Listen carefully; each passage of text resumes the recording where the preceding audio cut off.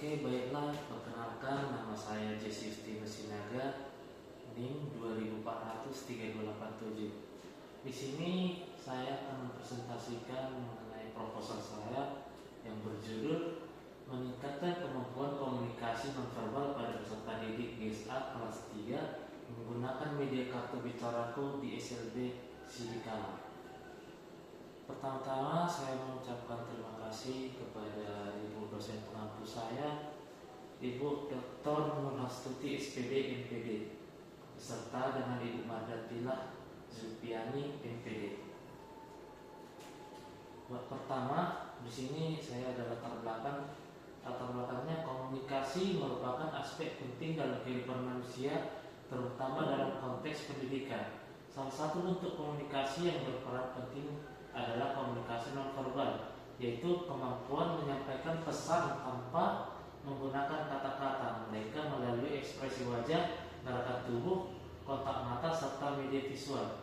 Peserta didik dengan gangguan spektrum autisme atau GSA umumnya memiliki tantangan dalam berkomunikasi, baik secara verbal maupun nonverbal.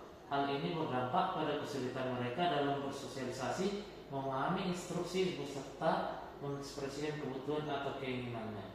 Gangguan spektrum autisme adalah gangguan perkembangan neurologis yang ditandai oleh kesulitan dalam komunikasi sosial dan pola perilaku yang terbatas dan repetitif, dengan gejala yang muncul sejak masa kanak-kanak awal. Gangguan komunikasi pada anak GSA bersifat kompleks dan mencakup aspek ekspresif atau kemampuan menyampaikan maupun reseptif, kemampuan memahami.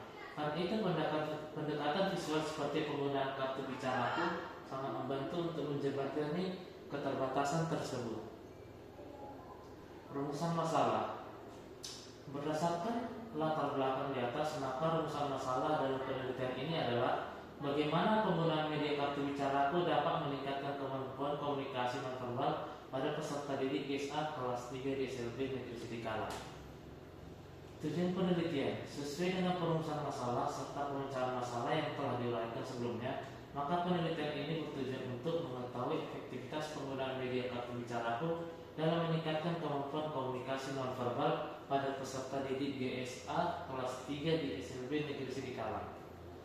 Manfaat penelitiannya adalah yang pertama terbagi atas dua. Yang pertama, manfaat teoritis, memberikan kontribusi terhadap pengembangan teori pembelajaran bagi peserta didik dengan kebutuhan khusus, khususnya dalam hal penggunaan media visual untuk meningkatkan komunikasi nonverbal.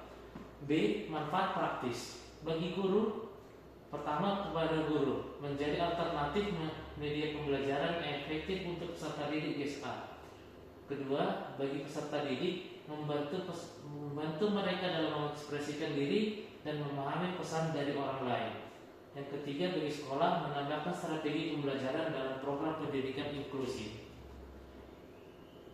Tinjauan pustaka. Komunikasi nonverbal adalah penyampaian pesan tanpa menggunakan kata-kata, melainkan melalui ekspresi wajah, gerakan tubuh, simbol visual, dan intonasi suara. Menurut Argyle tahun 1975, komunikasi nonverbal memainkan peran besar dalam memahami emosi dan maksud dalam interaksi sosial. Bagi anak dengan GSA, aspek ini menjadi tantangan karena keterbatasan mereka dalam menginterpretasikan dan mengekspresikan pesan nonverbal. Mereka cenderung mengalami pertama, kesulitan dalam menginterpretasikan ekspresi wajah atau gestur orang lain. Yang kedua, hambatan dalam menunjukkan emosi melalui wajah atau bahasa tubuh. Yang ketiga, ketidakmampuan dalam menggunakan kontak mata, menunjuk, dan simbol visual yang untuk menyampaikan kebutuhan atau keinginan. Pengertian komunikasi nonverbal.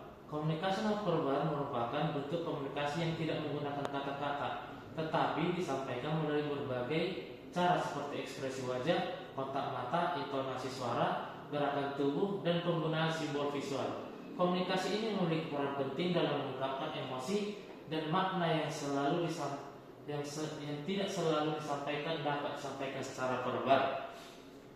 Menurut Burgon, Guerrero, dan Floyd pada tahun 2010 menegaskan bahwa komunikasi nonverbal adalah proses penciptaan makna melalui perilaku selain kata-kata dan mencakup semua sinyal yang digunakan untuk menyampaikan pesan tanpa menggunakan bahasa lisan atau tulisan. Bentuk-bentuk komunikasi nonverbal dapat memperkuat, menggantikan, atau bahkan bertentangan dengan pesan verbal, tergantung konteks dan situasinya. Jenis-jenis komunikasi nonverbal. Menurut grup Ben dan Stewart pada tahun 2005, komunikasi nonverbal memiliki beberapa saluran, yaitu paralanguage, wajah dan gerakan tubuh atau kinesik, sentuhan atau haptics, penampilan fisik serta proximity atau jarak, dan serenomik atau waktu. Paralanguage atau vokalik, salah satu bagian dari paralanguage adalah vokalik, pesan-pesan auditori yang diciptakan dalam proses bicara atau cara bicara. Kinesik mencakup gerakan tubuh, lengan dan kaki, ekspresi wajah atau facial expression, dan perilaku mata atau behavior. Ketiga, haptic atau sentuhan. Haptic atau sentuhan atau kontak tubuh dikatakan oleh Emert dan Donaghy sebagai cara terbaik untuk mengkomunikasikan sikap pribadi baik secara positif maupun yang negatif. Keempat, proxemics atau jarak, yaitu suatu cara bagaimana orang-orang terlibat dalam suatu tindak komunikasi berusaha untuk merasakan dan menggunakan ruang atau space. Ketiga, selanjutnya fungsi komunikasi nonverbal. Berikut ini merupakan fungsi dari komunikasi nonverbal, yaitu sebagai berikut. Yang pertama, melengkapi pesan verbal. Yang kedua, mengganti pesan verbal. Yang ketiga, menekankan atau memperkuat pesan verbal. Yang keempat, menunjukkan emosi atau sikap yang sebenarnya. Yang kelima, mengatur alur komunikasi. Selanjutnya, gangguan spektrum autisme atau GSA adalah gangguan perkembangan neurologis yang mempengaruhi kemampuan komunikasi dan interaksi sosial. Anak dengan autisme biasanya mengalami keterlambatan dalam berkomunikasi secara verbal maupun nonverbal. Menurut DSM-5, karakteristik GSA meliputi defisit komunikasi sosial dan pola perilaku yang terbatas dan berulang. Gangguan spektrum autisme atau GSA merupakan gangguan perkembangan neurologis yang ditandai oleh kesulitan dalam interaksi sosial, komunikasi verbal maupun nonverbal, serta adanya pola perilaku, minat, dan aktivitas yang terbatas dan berulang. GSA bukanlah suatu kondisi tunggal, melainkan spektrum yang mencakup berbagai tingkat keparahan dan manifestasi gejala, sehingga setiap individu dengan GSA menunjukkan karakteristik yang unik. Selanjutnya, ciri-ciri pada spektrum autisme.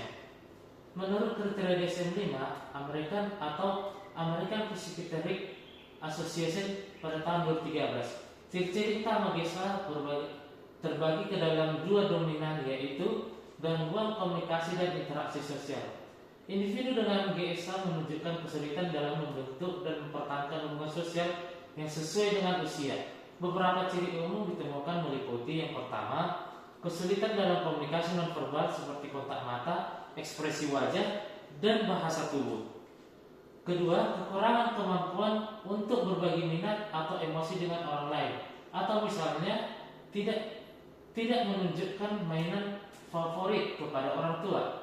Yang ketiga, ketidakmampuan atau kesulitan menjalin hubungan sosial seperti bermain bersama dan teman sebaya atau memahami norma interaksi sosial.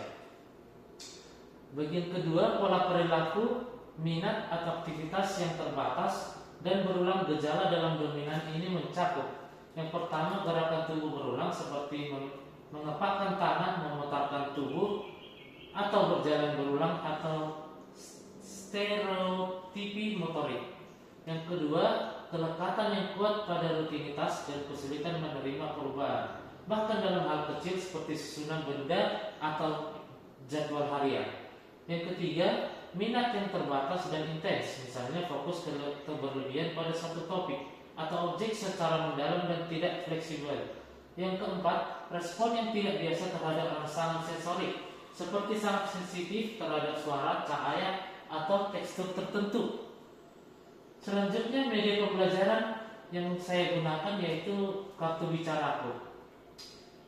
Kartu bicaraku adalah media pembelajaran visual berupa gambar yang mewakili aktivitas objek atau ekspresi perasaan. Kartu ini dapat digunakan sebagai alat bantu untuk berkomunikasi. Menurut penelitian sebelumnya, media visual sangat membantu anak dengan autisme dalam menyampaikan keinginan serta memahami instruksi dengan lebih baik.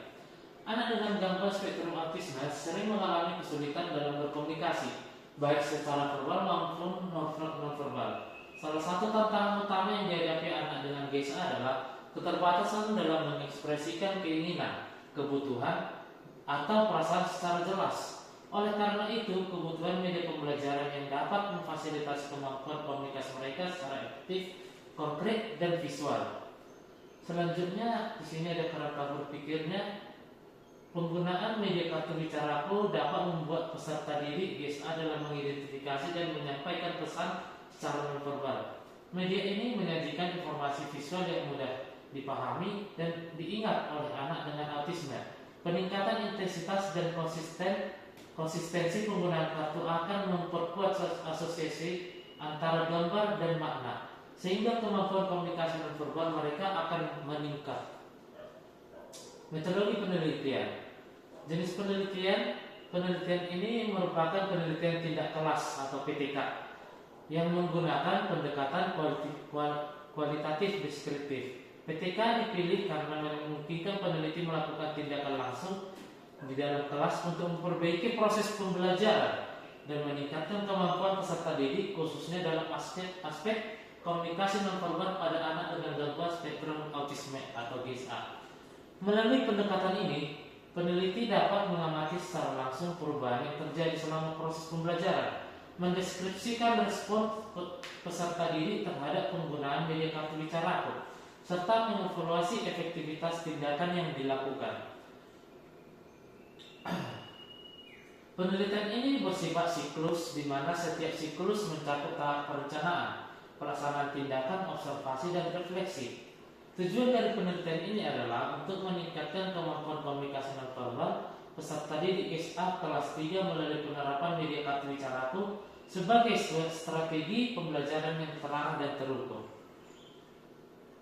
Selanjutnya, subjek dan lokasi penelitian. Subjek penelitian ini adalah 2 orang peserta didik GSA kelas 3 di sekolah SMP Negeri Sekalang. Lokasi ini dipilih berdasarkan tempat penulis bekerja dan ketersediaan sekolah. Waktu penelitian akan dilaksanakan selama 6 minggu, yaitu dari bulan Juli hingga Agustus 2025. Prosedur penelitian ini dilakukan dalam siklus masing-masing terdiri dari tahapan perencanaan, pelaksanaan tindakan, observasi, refleksi. Teknik pengumpulan datanya yaitu menggunakan pertama observasi untuk melihat perkembangan komunikasi nonverbal selama penggunaan media ini, media bicaraku. Yang kedua, teknik pengumpulan data wawancara dengan guru kelas atau pendamping. Yang ketiga, melakukan dokumentasi berupa foto kegiatan, catatan guru, dan lembar penilaian.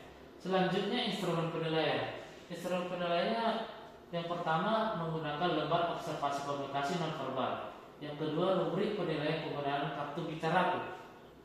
Selanjutnya, teknik analisa data. Teknik analisa data dianalisis secara deskriptif kualitatif. Data kualitatif diperoleh dari observasi dan wawancara nonverbal sebelum dan sesudah tindakan. Yang selanjutnya, indikator keberhasilan. Penelitian dianggap berhasil jika terdapat peningkatan kemampuan komunikasi nonverbal peserta didik GSA setidaknya sebesar 30% dari kondisi awal, dan siswa menunjukkan inisiatif dalam menggunakan kartu bicaraku secara mandiri dan berbagai situasi.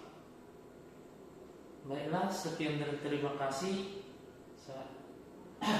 Sekian dan terima kasih untuk proposal saya. Mohon tanggapan dan saran kepada Ibu Tila. Terima kasih.